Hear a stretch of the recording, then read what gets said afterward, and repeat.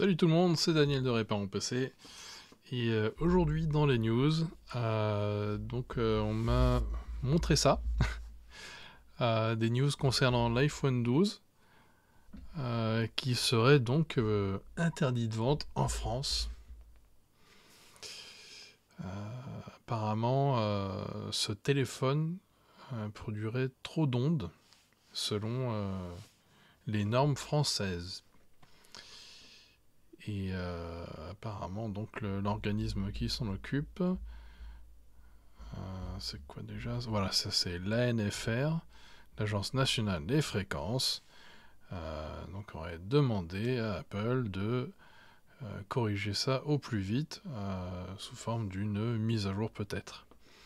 Alors on va regarder un petit peu ensemble ce qui a été publié à ce sujet. Donc il y a 20 minutes qui en parlent, la dépêche, Science Avenir, les échos, les numériques, Libération, France Info. Enfin voilà quoi, c'est un truc de dingue, c'est un peu partout depuis hier donc, de ce que je vois. Et c'est terrible, parce que personnellement j'avais un iPhone 12 également, et j'ai adoré ce téléphone, et je l'aurais bien gardé même plus longtemps si j'avais pu. Voilà, donc je suis très surpris. Bon, allez, on va ouvrir un des articles, donc on va commencer avec le 20 minutes. Et hop. Donc dans le 20 minutes, donc voilà ce qu'ils nous disent. Donc le mardi 12 septembre, l'Agence nationale des fréquences, ANFR, a publié un communiqué annonçant le retrait de l'iPhone 12 du marché français. Cet organisme chargé de veiller au respect des valeurs réglementaires d'exposition au public des ondes électromagnétiques a en effet mesuré des émissions supérieures aux normes européennes sur le smartphone d'Apple. Plus spécifiquement, c'est un dépassement de la limite du débit d'absorption spécifique DAS qu'a constaté l'agence. Voilà, donc... alors, donc la valeur mesurée pour le DAS, qui pose problème, est évaluée à 5,74 watts par kilo, alors que la limite est fixée à 4 watts par kilo. Alors, voilà, bon, c'est de ce que j'ai pu voir sur les autres articles, on nous dit à peu près la même chose aussi. Alors, quel risque pour la santé humaine? Le retrait de l'iPhone 12 du marché ne signifie pas pour autant que les utilisateurs qui le possèdent doivent s'inquiéter pour leur santé. En effet, les limites fixées par la législation européenne sont bien inférieures à celles qui pourraient représenter un risque pour le corps humain. Voilà, déjà ça c'est rassurant pour ceux qui ont encore un iPhone 12 entre les mains ou dans leur poche. En Europe, ces limites sont fixées depuis le 12 juillet 1999 par la recommandation du Conseil de l'Union européenne 1999-519-CE. Ces restrictions offrent un niveau élevé de protection en ce qui concerne les effets établis sur la santé qui peuvent résulter de l'exposition aux champs électromagnétiques. Voilà. Et alors, comme l'explique l'OMS, les limites recommandées sont issues des résultats des expérimentations réalisées sur les animaux, interdites sur les humains, auxquels sont appliqués un facteur sécurité de 10 pour les limites de l'exposition professionnelle et de 50 pour les limites de l'exposition pour la population générale.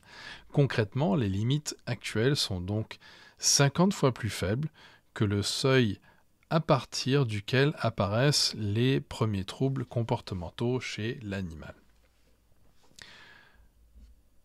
Voilà, bon, bref. Pourquoi l'iPhone 12 n'est-il retiré que maintenant? Oui, ça c'était notamment la première question que je me suis posée, sachant que l'iPhone 12 est sorti il y a 3 ans déjà. Et ce qui m'étonne également d'ailleurs, c'est que donc cette breaking news en fait sur l'iPhone 12,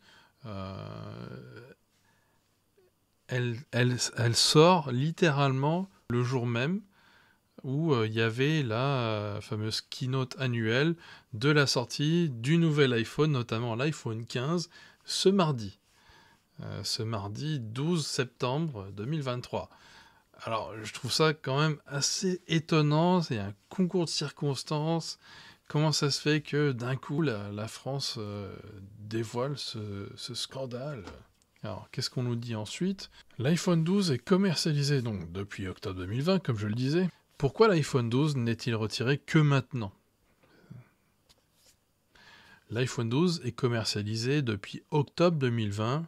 Comment alors expliquer que son non-respect des limitations en matière d'ondes électromagnétiques ne soit remarqué qu'aujourd'hui?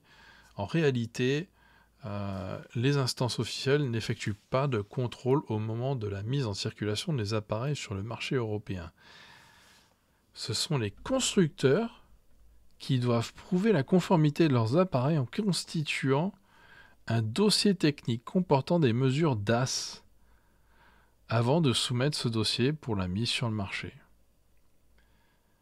Comme il est expliqué dans le dossier de résultats 2021, des contrôles de surveillance du marché des téléphones mobiles de l'ANFR, les États membres gardent la possibilité de vérifier a posteriori que ces obligations sont remplies. En France, c'est l'Agence nationale des fréquences qui est chargée des vérifications relatives aux radiofréquences. C'est donc dans ce cadre que l'ANFR a récemment contrôlé la DAS de l'iPhone 12 en même temps que celui de 140 autres téléphones.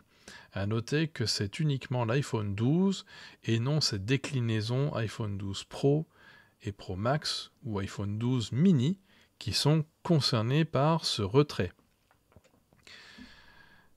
La firme américaine a par ailleurs contesté la décision de l'ANFR, assurant avoir fourni à l'ANFR des résultats de laboratoires indépendants qui prouvent la conformité de cet appareil, comme le rapportent nos confrères du Parisien. Voilà, donc c'est ce qu'ils disent dans cet article de 20 minutes. Alors, dans la dépêche, il rappelle que aucune étude ne permet d'établir les effets nocifs de ces ondes sur l'organisme. Il peut tout de même être intéressant de connaître le taux émis par votre smartphone. Voilà, comme on a pu voir, c'est pas énormément au-dessus de la limite, mais ça dépasse quand même. D'après ce qui ressort de la NFR en tout cas. Alors là du coup, dans la dépêche, on nous montre une méthode permettant de connaître le niveau d'onde émis par votre smartphone et de vous rendre directement dans les paramètres de votre appareil. Si cette option ne semble pas disponible partout, elle l'est par exemple sur les iPhones. Ainsi, sur les appareils développés par Apple, rendez-vous dans l'onglet Général. Voilà, donc ça fait au cran T. Puis sélectionnez en bas de la page l'onglet Mention légale et Certification. Et enfin, Exposition au RF, donc pour radiofréquence. Ouais, il y a une petite capture d'écran sympathique qu'ils nous ont mise en plus. Voilà, donc mention légale et certification. Exposition au RF.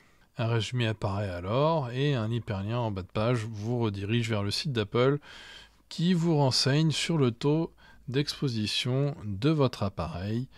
Vous aurez alors accès, selon votre modèle, aux DAS, tête et corps. Donc voilà pour la dépêche. Alors, France Info, voilà, donc il rappelle les mêmes chiffres, hein, les mêmes infos. Et là, du coup, il souligne le fait que Apple a 15 jours pour répondre à la mise en demeure et lui dire comment elle va mettre en place cette mise à jour logicielle. Voilà, donc